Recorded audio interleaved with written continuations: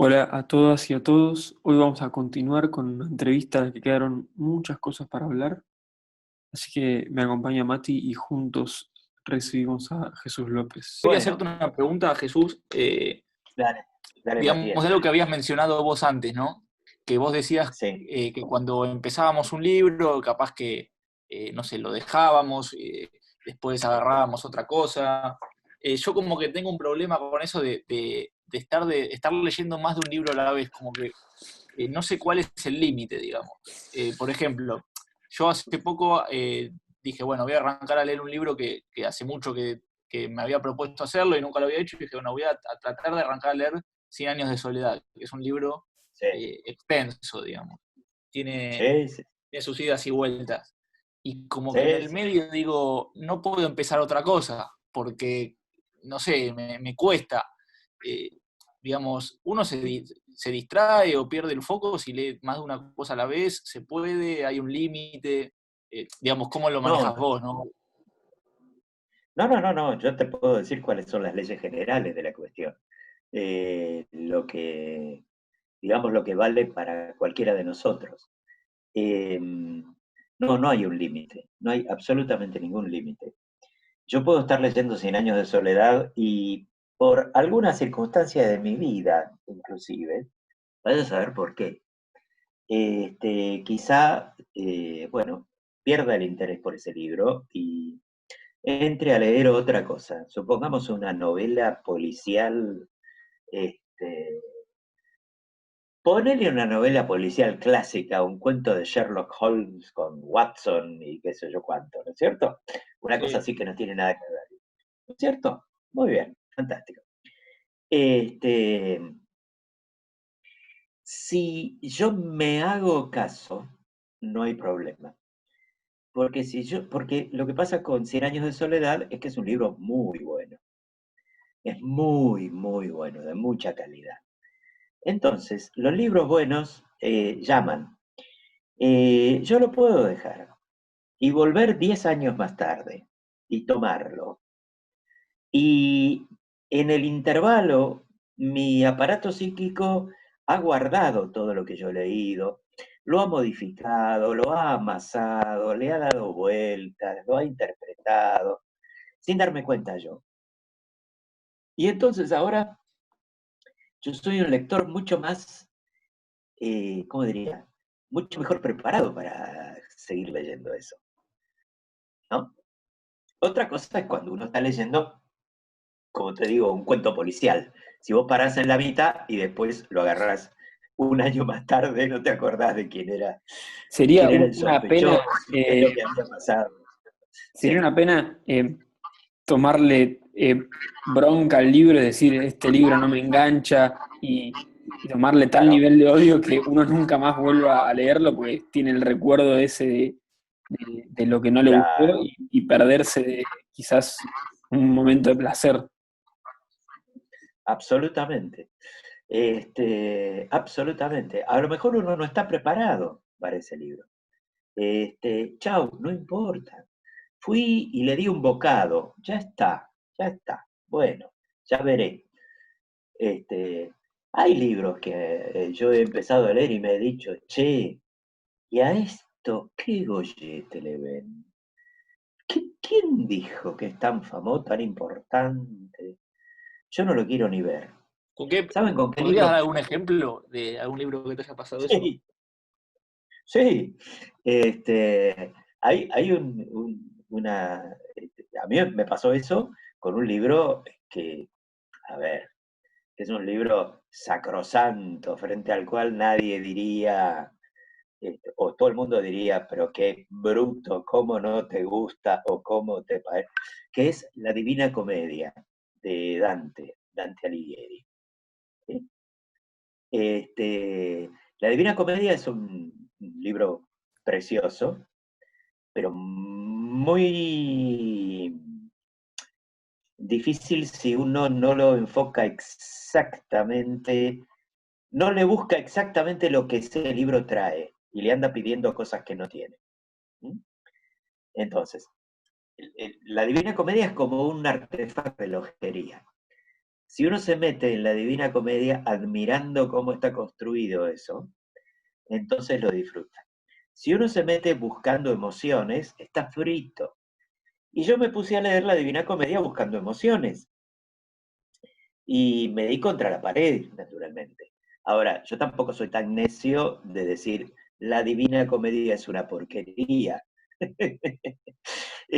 Algo tendrá, ¿no es cierto? Entonces, ¿qué hago? Vuelvo, no sé, 20 años tarde quizá a la Divina Comedia, cuando quiero y cuando puedo, y la enfoco desde otro punto de vista, y me fijo, ¿cierto? O sea, puede pasar lo que ustedes decían hace un rato. Perfecto. En el medio leíste un montón de Lo otras que cosas, cuando agarraste un libro unos en el años medio, después y... 500 cosas, claro. Entonces vos después te enfrentás con el armado técnico de la Divina Comedia. Es como, no sé cómo te diría, como si un arquitecto fuera y examinara una obra especialmente interesante. Ponerle una de esas estaciones de trenes europeas que son de hierro y de cristal, hechas en el siglo XIX, una cosa así, Sí. y que son unas maravillas brutales, que para la gente en general son una porquería gris y sucia. Este, pero bueno, cuando uno ya ha visto muchas cosas y ha aprendido a disfrutar de las estructuras, entonces, bueno, uno vuelve y dice, ¡ah, qué bárbaro! ¿No? Claro. Bueno, así es. Yo quería después también preguntarte por otra cosa más, cambiando un poco de, bueno, no cambiando de tema porque seguimos hablando de literatura, pero cambiando un poco el género. Eh, Adelante. Uno ve mucho en redes, o bueno, hablo por mí, veo mucho en redes sociales o de gente conocida o en espacios culturales que la poesía es un género que como que de alguna manera está volviendo a estar de moda. Digamos, yo la percepción que siempre tuve de la poesía es como que era un género de alguna manera relegado o al que nunca se le dio mucha Ujú. trascendencia, o al menos, no sé, eh, como que era un género que la gente no le tenía cierta desconfianza a la hora de Sí. agarrar un libro o de hablar de literatura o lo que sea. ¿Puede ser que haya como Mm. una nueva moda o una nueva, no sé, generación interesada en la poesía o es algo que, no sé cómo lo ves vos? Mm. A mí me parece que lo que ha pasado en los últimos, diría, a ver, vamos a decir los últimos 50 años por lo menos, es Sí, que ha florecido la poesía cantada. Es decir, la canción cuya letra vale la pena.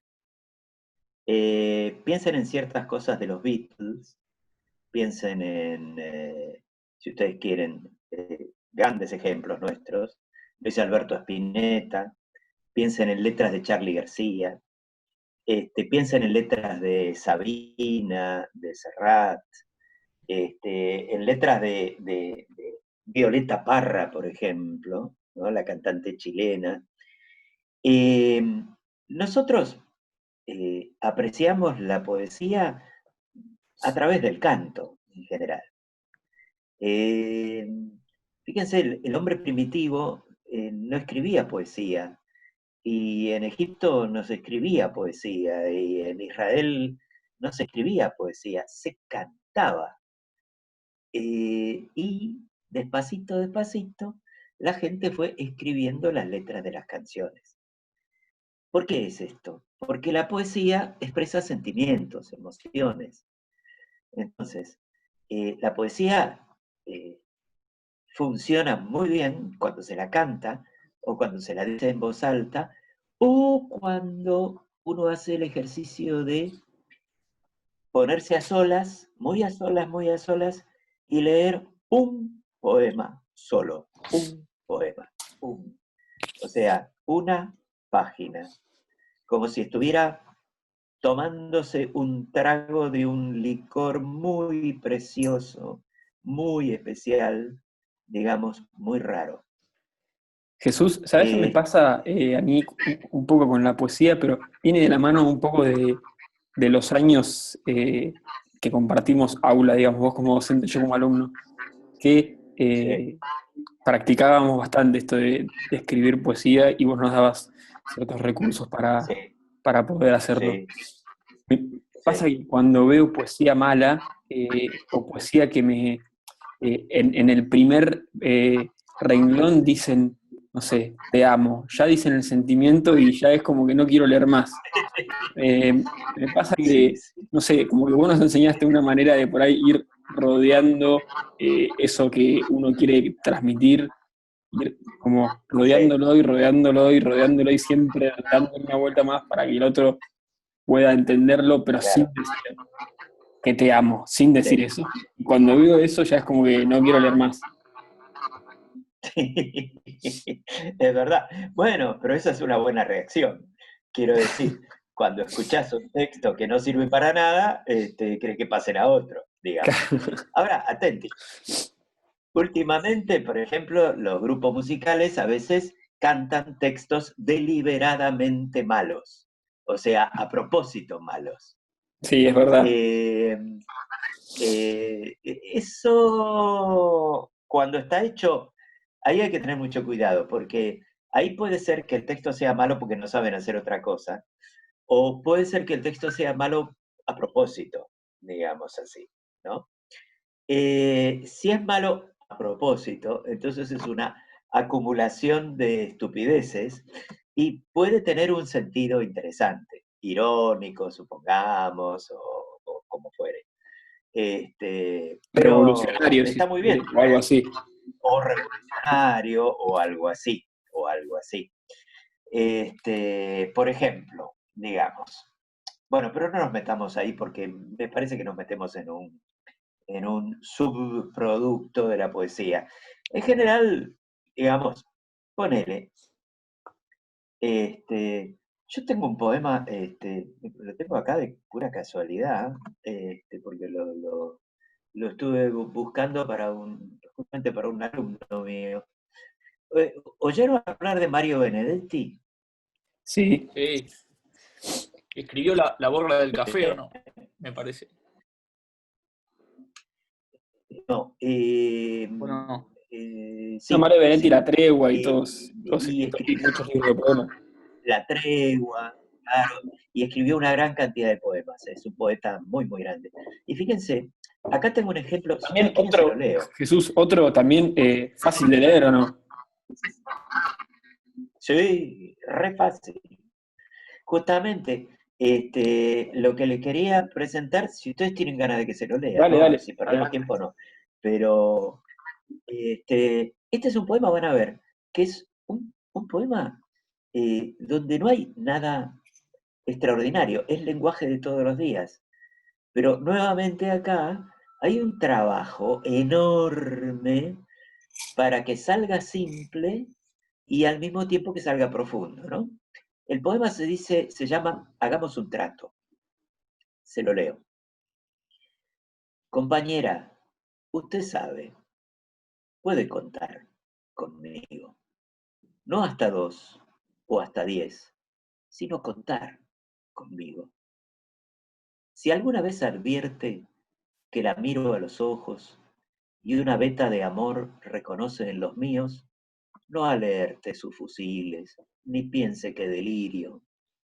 A pesar de la veta, o tal vez porque existe, usted puede contar conmigo. Si otras veces me encuentra huraño sin motivo, no piense que es flojera. Igual puede contar conmigo. Pero hagamos un trato. Yo quisiera contar con usted. Es tan lindo saber que usted existe. Uno se siente vivo. Y cuando digo esto, quiero decir contar, aunque sea hasta 2, aunque sea hasta 5, no ya para que acuda presurosa en mi auxilio, sino para saber, a ciencia cierta, que usted sabe que puede contar conmigo. Ese es el poema. Está muy lindo y me encanta que en ningún momento nombra, digamos, lo que quiere transmitir, no nombra el Claro, sentimiento y uno se siente como, sí, como que lo va envolviendo el poema. Claro, hay una canción de Lelutier muy divertida con respecto a ese mismo tema. Se llama Besame Muñequita. Ubican a Lelutier, ¿no es cierto? Sí, Sí. claro. De las mejores épocas de Lelutier. Besame Muñequita, ya la. Porque el día que me beses me vas a besar y entonces yo voy a saber que me estás besando, ya la, ¿no? Sería como la burla a Claro. lo que vos decís, ¿no? A A Palito lo Ortega, me tonto, parece. Sin embargo, hay que mirarlo a Palito Ortega, porque hay cosas de Palito Ortega que no están tan mal. Depende, hay ciertas cosas, qué sé yo. Pero bueno, pero sí, es como una tendencia, la tendencia tonta, digamos, ¿no? Jesús, ya que La nombrás tendencia facilón. a Lelutier, te hago una pregunta. Que Lelutier, bueno, han hecho infinidad de actuaciones en público y lo hacían muy bien y muy natural. Eh, ¿Hay algún truco para poder hablar en público y por ahí transmitir lo que realmente se quiere transmitir? Digamos, que el otro sienta lo que uno quiere transmitir, hacerlo bien, usar las palabras correctas. No sé, ¿hay algún truco? Ah, O simplemente se nace con ese don caído del cielo? no, no se nace nada, no, en absoluto. Lo que sí pasa es que en los primeros años de vida, nuestra familia o la gente con la que vivamos, no sé, hay gente huérfana o lo que sea, pero digamos los que están cerca, ¿no? En nuestros primeros años de vida, estoy hablando de los 4 años, de los 5, de los 6, si los que nos rodean le dan bolilla a lo que decimos y nos responden y nos llevan el apunte y nos toman en serio, entonces cuando seamos grandes vamos a tener más facilidad para hablar en público. Eso sí, eso existe. Sin embargo, la persona que ha tenido una familia de momias que nunca le han hablado, que siempre lo han despreciado, igual puede hablar bien en público. Ahora, ahí hay un engaño. Si uno quiere ser natural, lo mejor es estudiar para ser natural. Quiero decir, para ser natural es como una Digamos, ser paradoja. natural no es improvisar. No, claro, ser natural no es ser tonto, digamos. Hay que trabajar para ser natural. ¿Por qué? En nosotros hay mucha inhibición cuando vamos, mucha inhibición, muchos prejuicios internos, todo muy difícil. Entonces, para poder hablar naturalmente, o sea, para que surja naturalmente lo que queremos decir y lo que sentimos, hay que atravesar toda una coraza, digamos, interna de represión que tenemos. Y además, hay un montón de técnicas que ya están averiguadas acerca de cómo se hace para hablar en público. Y esas técnicas son como, qué sé yo, el sistema métrico decimal para un arquitecto. Uno no puede ser arquitecto si no sabe el sistema métrico decimal. Uno no puede hablar en público si no sabe cómo tiene que estar estructurado lo que uno tiene que decir. Si no tiene trucos, si no tiene herramientas. La mejor manera de ser natural es tener justamente medios para ser natural. ¿Se entiende lo que estoy diciendo? ¿A qué te Es muy referís con difícil. medios? Perdón. Sí, sí. Me refiero a lo siguiente. Uno quiere ser natural y decir lo que realmente siente, ¿no? Y supongamos que uno está en a ver, inventemos una situación difícil. Uno tiene que decirle, qué sé yo, a la hermana más chica de uno que ha visto a su novio con otra mujer, ¿no es cierto? Supongamos. Bien. Uno quiere decirlo de tal manera que uno la deje libre a la hermana de uno para que haga lo que quiera, pero al mismo tiempo advertirle acerca de lo que está haciendo el otro y al mismo tiempo, digamos así, conservar uno una cierta prescindencia con respecto al asunto. Ninguna situación es natural. No hay naturalidad. Bien, Todas las situaciones de nuestra vida son complicadas. Entonces, cuando uno va a hablar, la cuestión no es ser natural. Che, María Luisa, ¿sabés qué le vi haciendo el otro día a Ramón? Estaba con la de al lado. No, no, la cuestión no es ser natural. Para ser natural, o sea, para poder, digamos así, expresar y lograr todo lo que uno quiere, que sería ser natural, uno tiene que planear, ¿no? Entonces, no hay contradicción entre ser, digamos así, cuidadoso y delicado con el planeamiento de lo que uno va a decir y ser natural. ¿Mm? bien. ¿Se acuerdan de un episodio que hubo entre la ex gobernadora María Eugenia Vidal y un periodista de un canal que la interpeló y con el cual ella se enojó muchísimo, que fue un episodio del cual se habló mucho? Yo no sé si ustedes se acuerdan. Yo no ¿Se me acuerdan? acuerdo. No, yo tampoco. Ella ¿Qué siempre, había pasado? bueno, pero no importa, que sirva de ejemplo.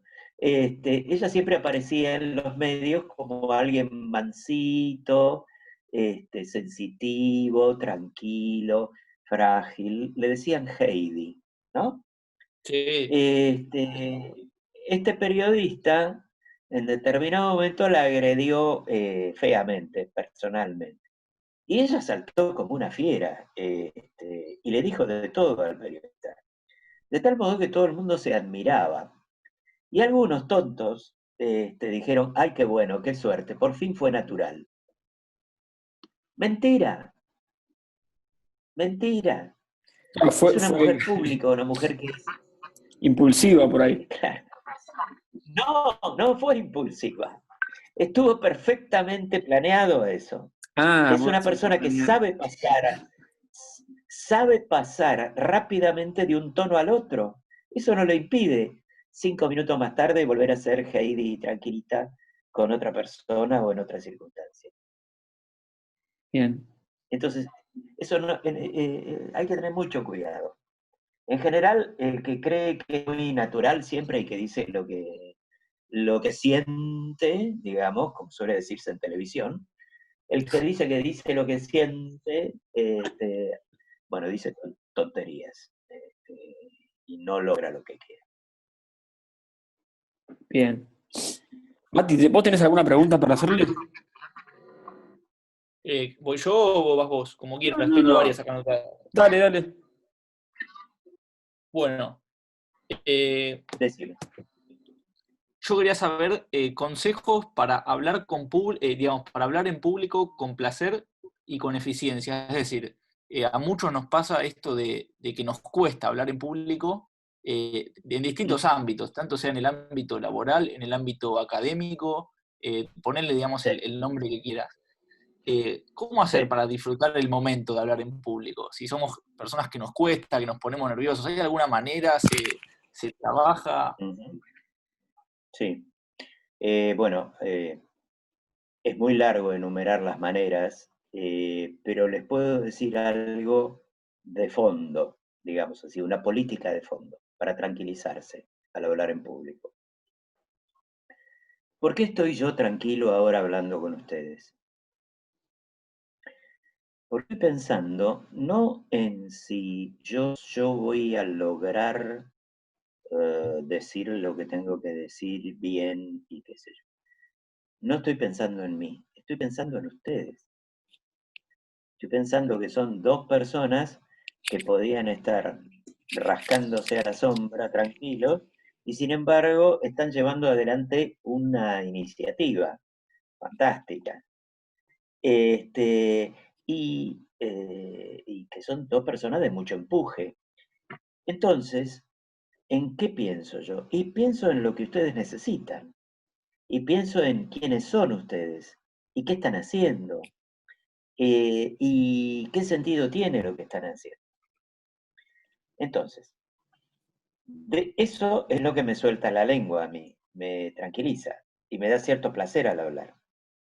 Entonces, ¿qué hay que hacer cuando uno, por ejemplo, tiene que dar un examen oral? Eh, Dar vuelta a la tortilla, pensar en el pobre infeliz que le va a tomar el examen, y en el pobre desgraciado que está al lado y que está perdiendo la mañana. Pensar en qué habrá detrás de esa gente, qué necesitan en este momento y cómo puede hacer uno para que se sientan bien. Entonces uno se empieza a olvidar de si sabe o no sabe. Y entonces, ¿qué pasa? Si uno sabe, sale solo. Si uno no sabe, y chau, no sale. Y a uno lo despachan, pero no porque, a ver, no porque uno esté nervioso, sino por condiciones de la realidad. Hay que pensar en el otro. Yo le voy a vender paltas a una señora que pasa por Cabildo. Y si me las compra, como. Y si no me las compra, no como. No tengo que pensar en si voy a comer o no. Tengo que pensar en esa mujer. ¿Qué pinta tiene? ¿De dónde vendrá? ¿Qué le digo a ese tipo de mujer? ¿Se entiende? Pensar en el otro es lo Claro, que nos tranquiliza cuando hablamos. ¿Sí? se entiende. ¿Respondo más o menos a la Clarísimo, pregunta? sí, sí, muy claro.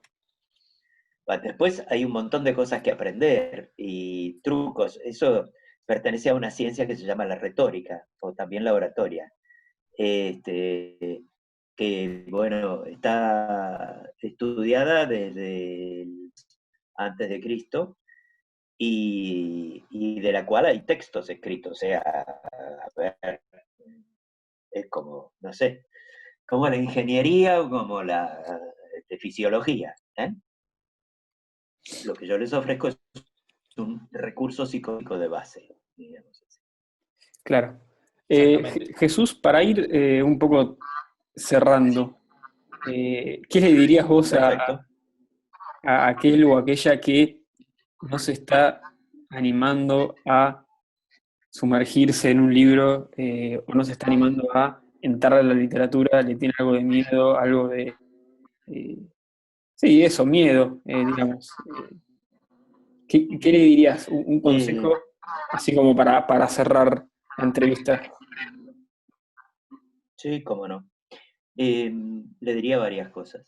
Eh, la primera que le diría sería que se busque un amigo, alguien que la quiera o lo quiera realmente, que le dé el libro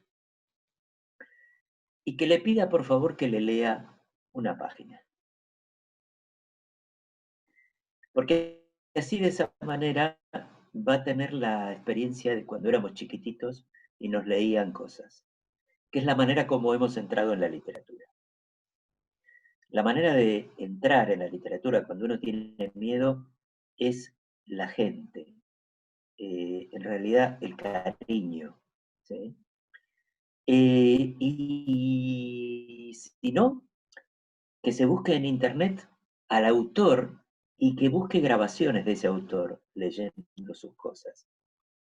Y si no, que agarre ese libro y se busque, como les decía al principio, y que no se pida nada, que se pida nada más leer unos cuantos a ver qué le pasa. Y que al día siguiente vuelva, y que al día siguiente vuelva. Cito. Un libro es como no conoce a una persona en un ratito. Hay que volver a verla y volver a verla. Y por ahí uno descubre que la otra persona es un embole o es un enemigo, o descubre que la otra persona tiene alguna cosa interesante.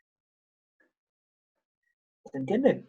Bien, Sí, impecable. sí. ¿Les sirve? Sí, sí, sí. Yo creo que va a Bueno, servir y mucho. Bueno, Bueno, agradecerte, Jesús, en primer lugar, también a vos, Mati, a ambos. Fue un placer para mí compartir este encuentro y esta entrevista con vos, Jesús.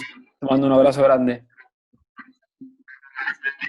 igualmente, y yo no solamente les agradezco, sino que los felicito. Hay mucha gente inútil en este mundo y ustedes se han salvado de esa desgracia. Están haciendo cosas muy, muy buenas, muy, muy buenas. Felicitaciones. Bueno, muchas gracias. Hasta la próxima. Hasta la próxima.